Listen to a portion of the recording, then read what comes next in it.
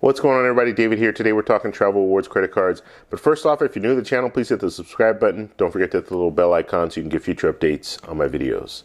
Okay, I'm just going to talk in this video. I'm not really reviewing a card or anything like that, but just something that I've been noticing. These cards that are releasing or re-releasing, they are raising the annual fees, and we're kind of in a situation now where, as a consumer, we should be setting those prices. And I guess we are setting the prices because if they raise Amex Gold to $250 and people are still getting that card, and you might even have more people out there getting the card than they did in the past. Well, that's telling American Express that $250 threshold is fine. If the Amex Platinum raises up from $450 to $550 and people are still getting that card, well, that's telling the company that $550, that ceiling, people are willing to pay that. So it's just concerning to me because I just saw the new City Prestige is coming out soon, and they're raising their annual fee to $495. So does that mean Chase Sapphire Reserve, they'll upgrade a few things and then they'll raise theirs up to $495 or $550? So it's concerning to me because I like getting different credit cards for travel. And when you go from $450 to $550, that's an extra $100 that I'm paying a year on a card.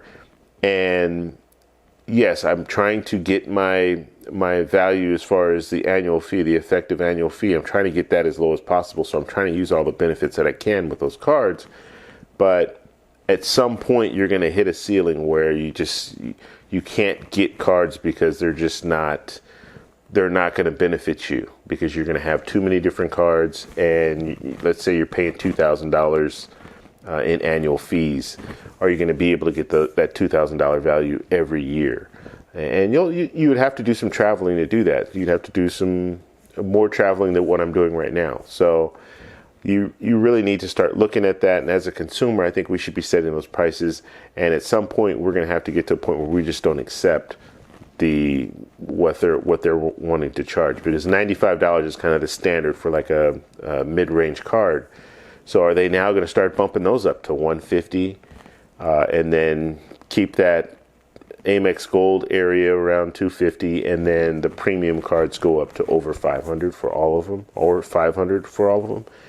So I just think as consumers, we really need to start looking at this. And there were some comments in some videos that I did in the past, recent past, and people were just talking about, well, yeah, the banks won't do this because they're looking at this and they're looking at that. That's true. They're looking at the bottom line. However, we're controlling what they do. So like I said, if Amex Gold puts out a card and they raise that annual fee to $250 and that card is really popular and everyone's jumping to get that card, well, $250 they see that $250 is reasonable as far as what people will pay for that card. So it's just one of those things. It's just kind of a concern. And I just wanted to kind of bring it to you guys. What do you guys think? Do you think raising the annual fees, does that concern you? Is this something that you think they have to do at this point in order to offer more benefits? They need to raise the annual fees. Are you willing to pay these annual fees? The City Prestige is coming out in a couple of months. Are you willing to pay $495 for that card? Is it worth it? Would it be worth it if you get the Chase Sapphire Reserve and they now raise the fee to $550? Would that be worth it? So it's just something that we need to start thinking about. I know Chase is talking about having these different lounges, not at airports, but at different places throughout the city. Is that going to raise that annual fee up to $550? And that might be kind of what they're thinking. So it's just important to start looking at that, because you can only go so far. And I like getting these travel reward credit cards, and I think that you can really benefit from them.